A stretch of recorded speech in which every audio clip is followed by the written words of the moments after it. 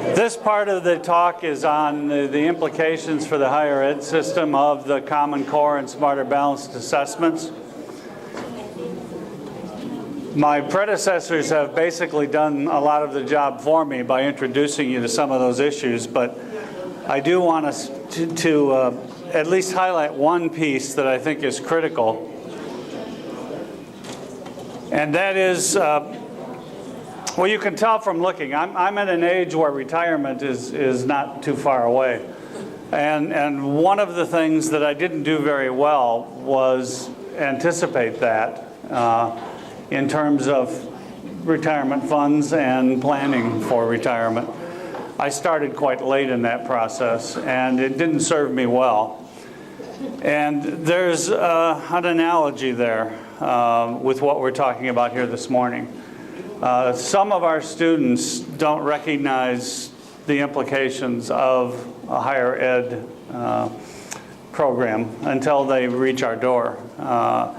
Some of them need to start a little bit earlier as well, and they don't necessarily have the resources to start earlier under the system that we've been operating.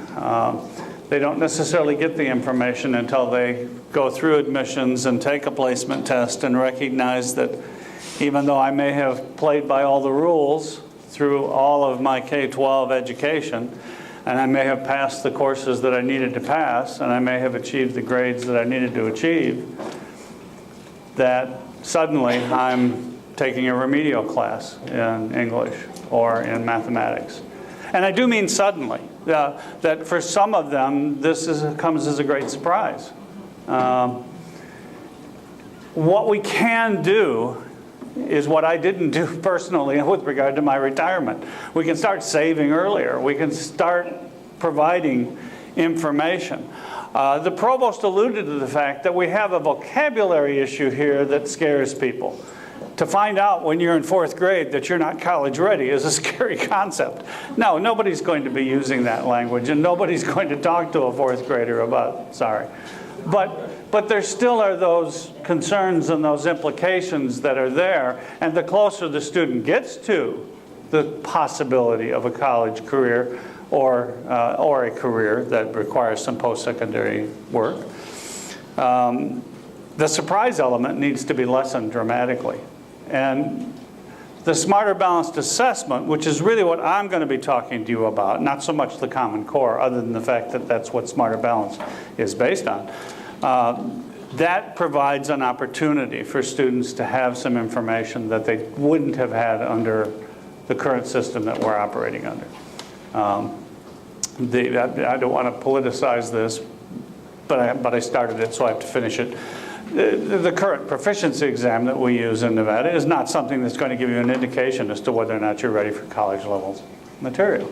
So what information do I have?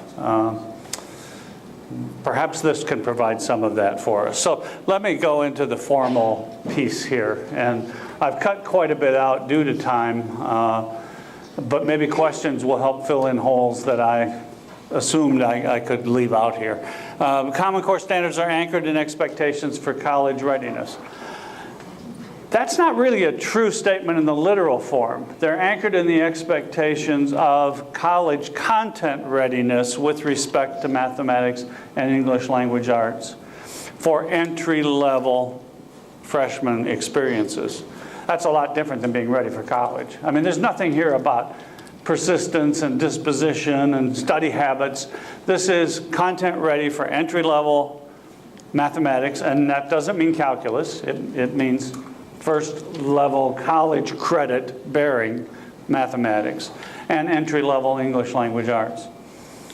And by the way, I'll give a quick response to the career-ready piece too. The same thing is true there. It doesn't mean ready for workforce. It means ready for post-secondary study for a career that has post-secondary study requirements.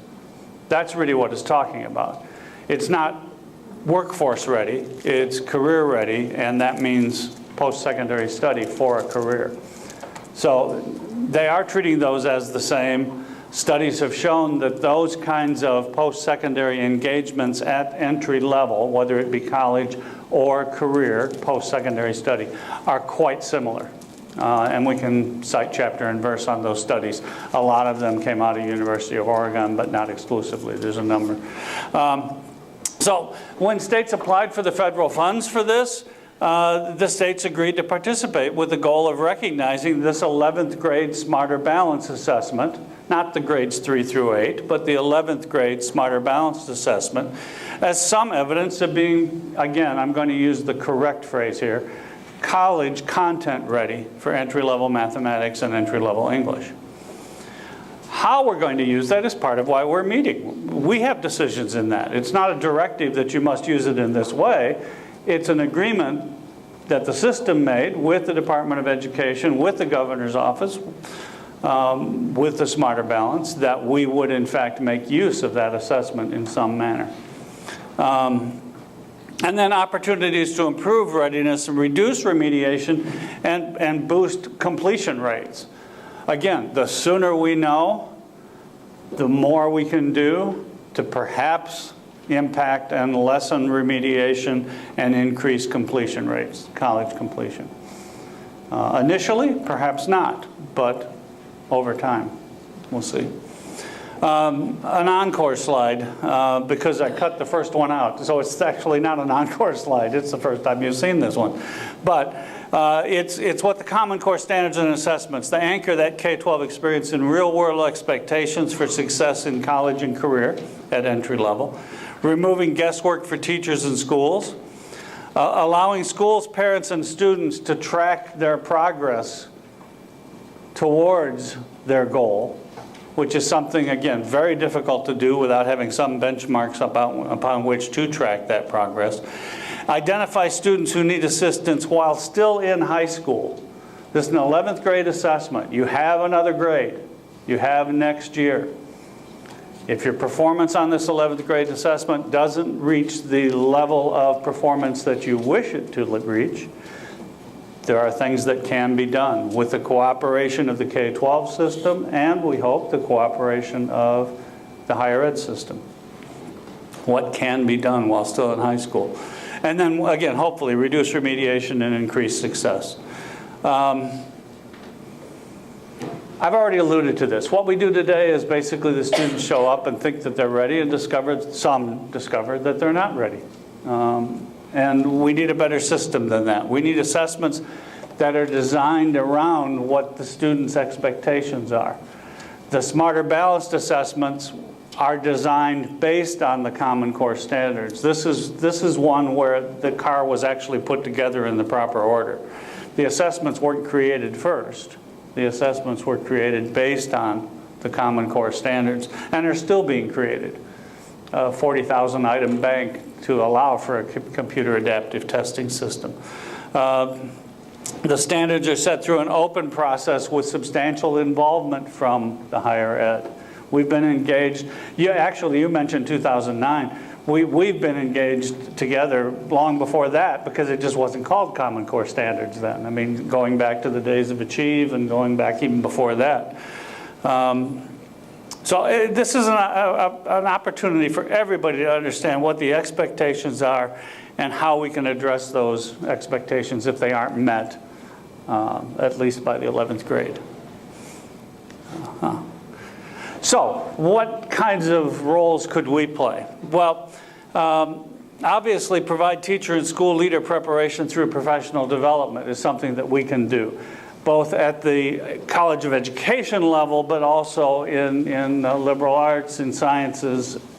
The engagements that we involve in professional development right now can continue with focus on Common Core.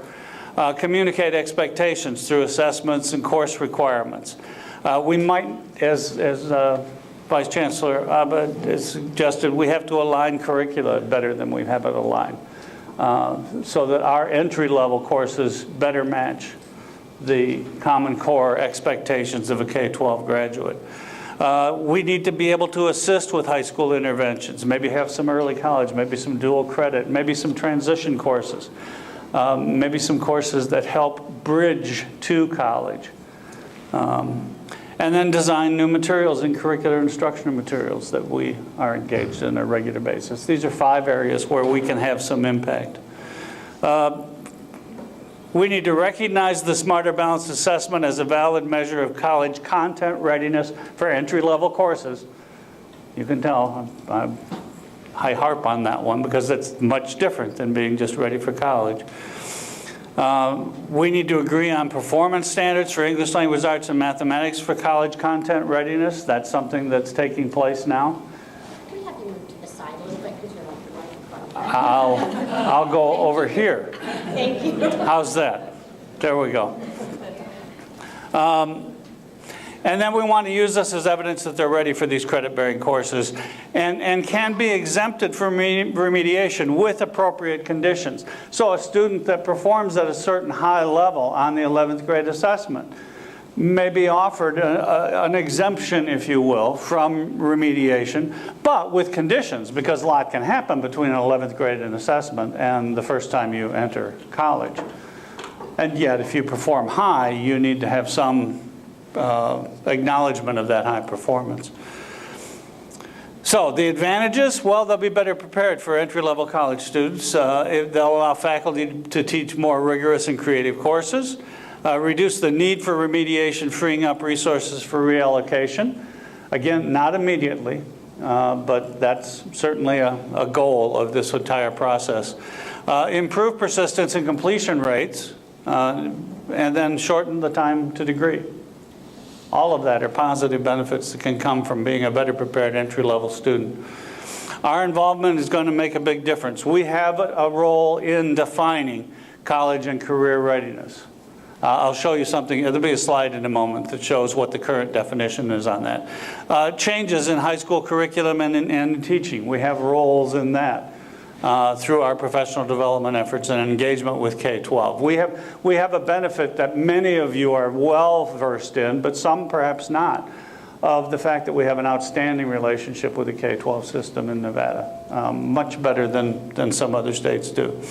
And again, the 12th grade interventions that we can help be a part of and provide solutions. Bill, can I just... Yes.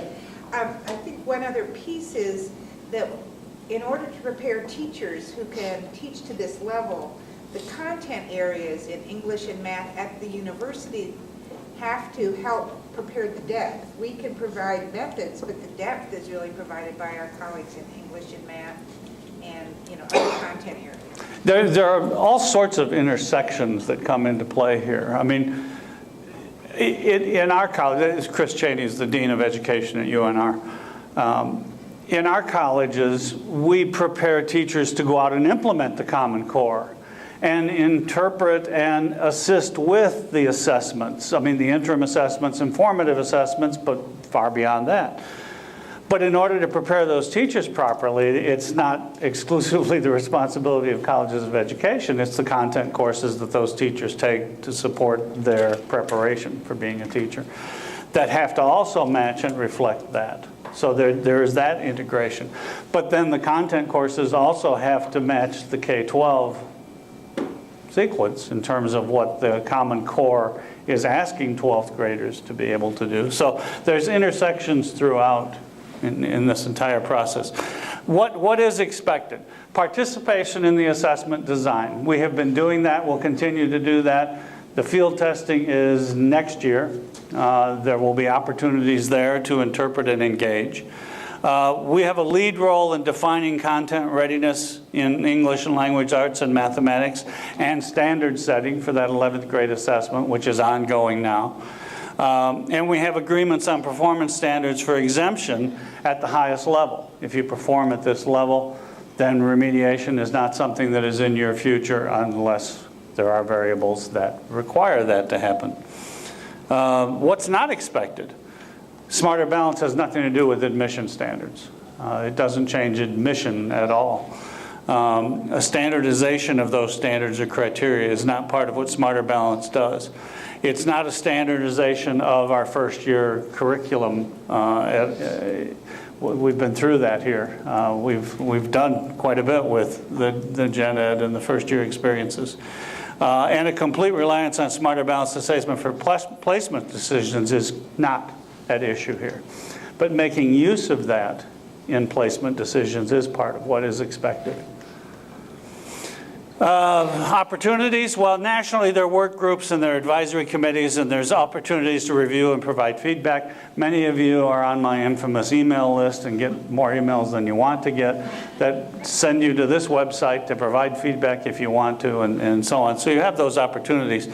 But in Nevada, our partnerships with K-12 to build these bridging and transition courses is certainly something that we can do to determine appropriate use of those assessments in English and in mathematics in terms of our placement decisions and how can we use that information, and then partner across the institutions of higher education to rethink the teacher ed content and pedagogy preparation courses, the piece that Chris is talking about, both content and pedagogy.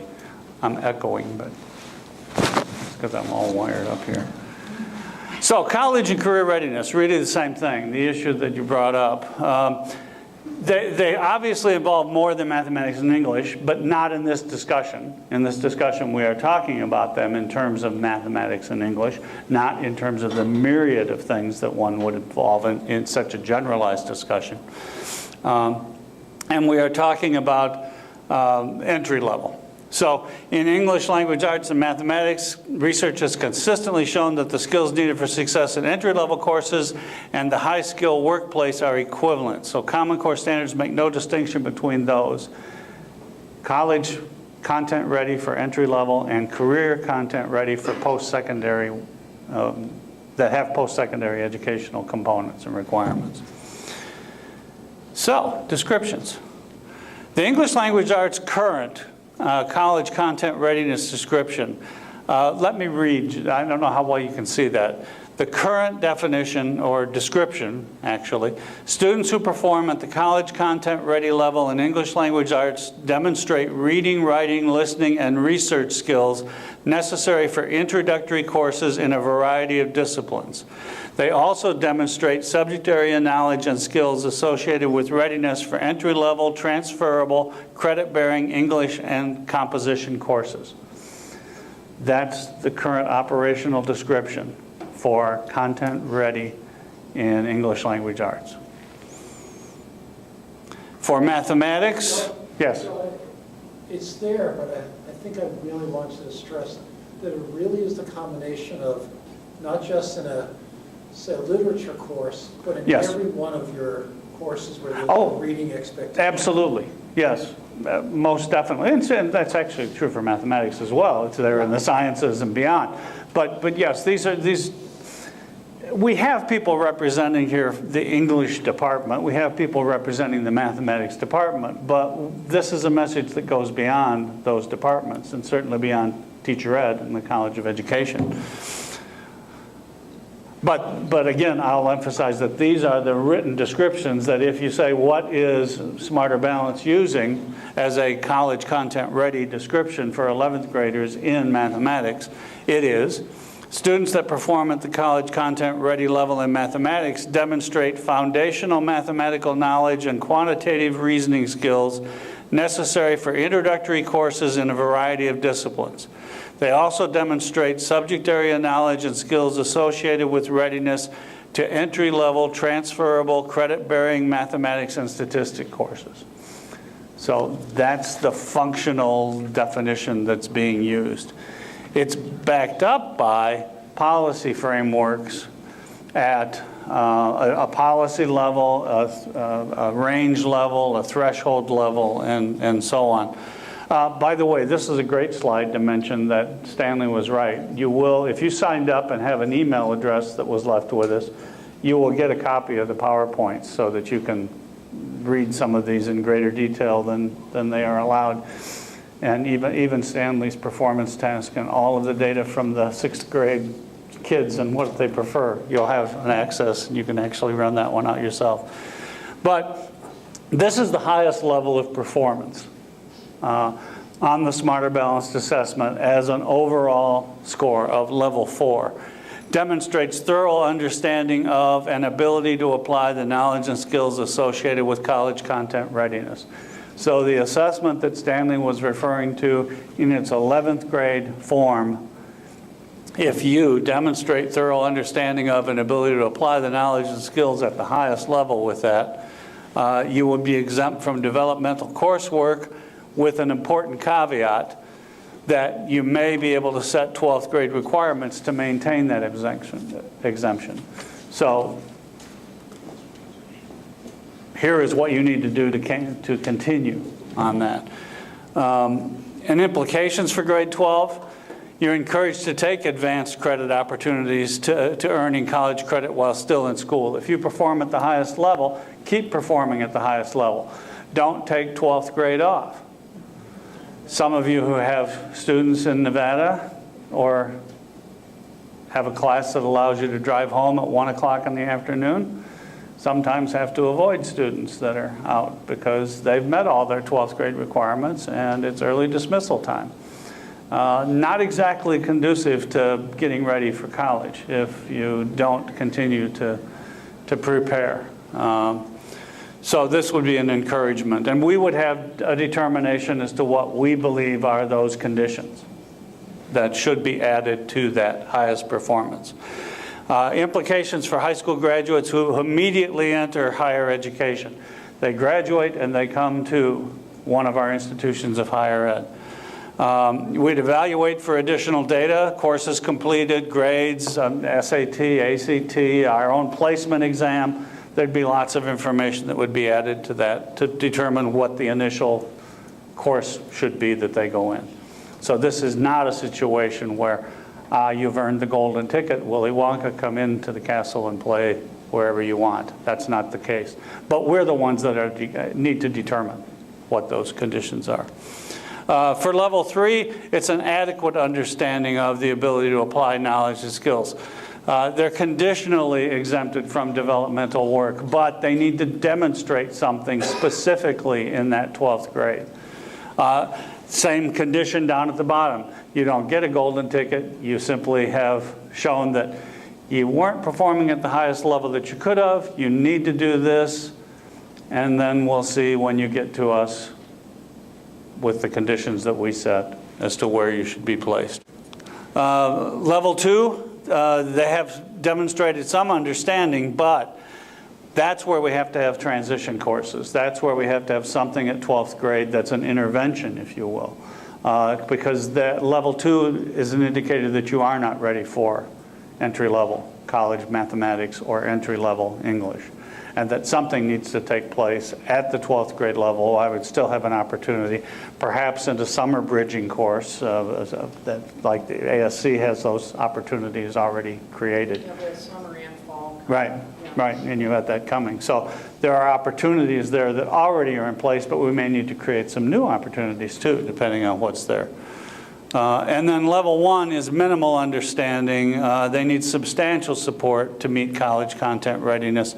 Programs could be offered at the 12th grade level, but again, they still would have to go through the college placement situation. Some other stipulations. We have to establish cut scores aligned to the achievement level descriptors that have been set and college content readiness policy. These kinds of things can be in our discussion breakouts that are about to begin shortly.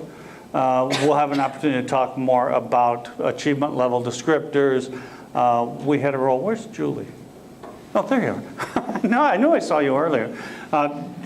Julie's in the English department, played a role in the achievement level descriptors development.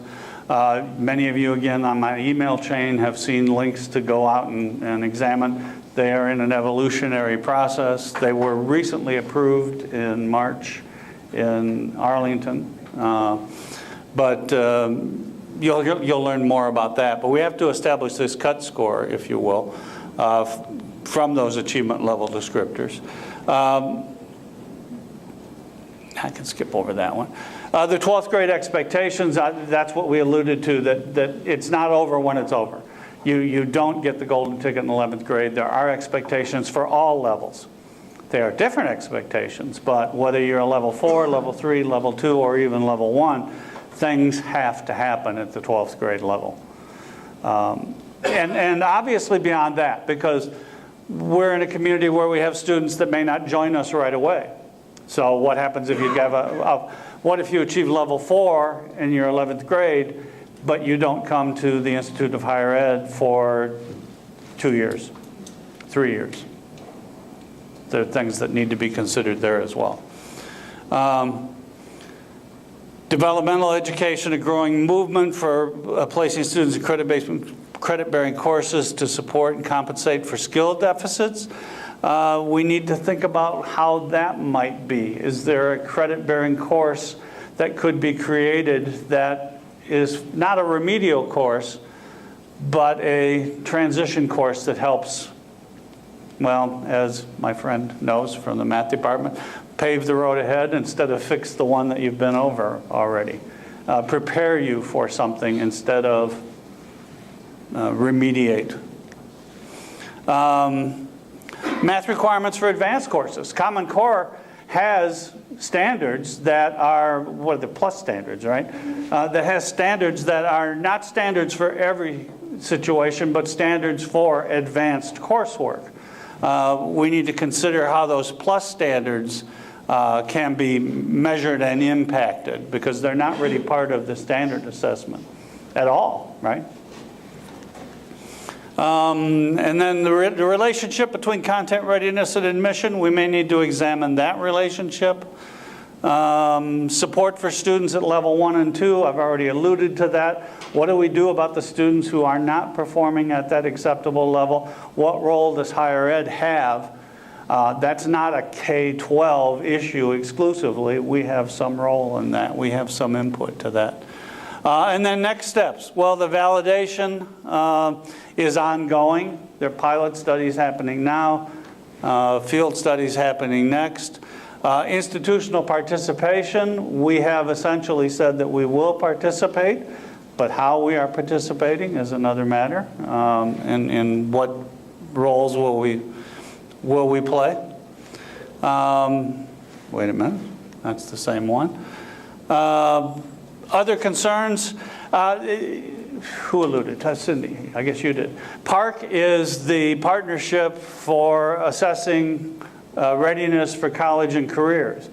There are, help me, 21 states that are in PARC.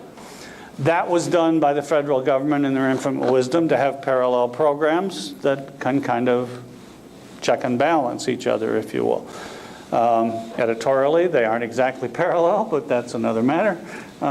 Smarter Balance seems to be doing a little bit better in that regard, but we've got the notion of what's happening in other states as an issue there.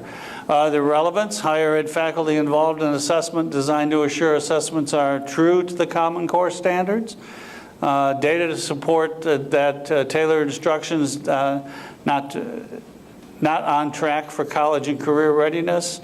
The quality of the computer adaptive technology and the assessment and the stability. What happens after 2015? There's a sustainability plan that's beginning to go into place, but this grant runs through 2015 and then ends. But there are measures for sustainability that are tied to, I think it's fair to go ahead and say, UCLA and the CREST Institute at UCLA is going to help with sustainability. So, well, these are more state concerns than they are higher ed. Technology compatibility, the cost, the adoption of best practices, and long-term governance. But we should all be interested in those, of course. The timeline is here. If you're not familiar with it, it was alluded to in several places. The higher ed plans were completed in September of 12. I guess I don't have the National Governor's Grant on there, but it's basically around that same time. Policies in the spring, full-scale field testing, standard setting in the summer, first year of operational testing. In the fall of 2016, the first students will enter higher ed with Smarter Balance scores. What will we do and how will we do it? And will those students have the benefit of Common Core as part of their full background? I mentioned the achievement level descriptors already. The content of Common Core has been translated into achievement level descriptors. And again, you can find that online. There's the test administration, I mentioned that. Smarterbalance.org is the main site to go to for more information about any specific element, like the ALDs, the achievement level descriptors. You can go to smarterbalance.org and get more information. And then if you want more on Common Core, you can go to corestandards.org for more information on that. Did you? You didn't mention the Nevada website, did you? I did, but I didn't give the web, it's just doe.nv.gov. doe.nv.gov, and you can find the Nevada K-12 Common Core website, which has a lot of the Smarter Balance links on it already. I should mention, you said it, but I'm the higher ed Smarter Balance lead, and Cindy is the K-12 Smarter Balance lead, so we're touch points for you.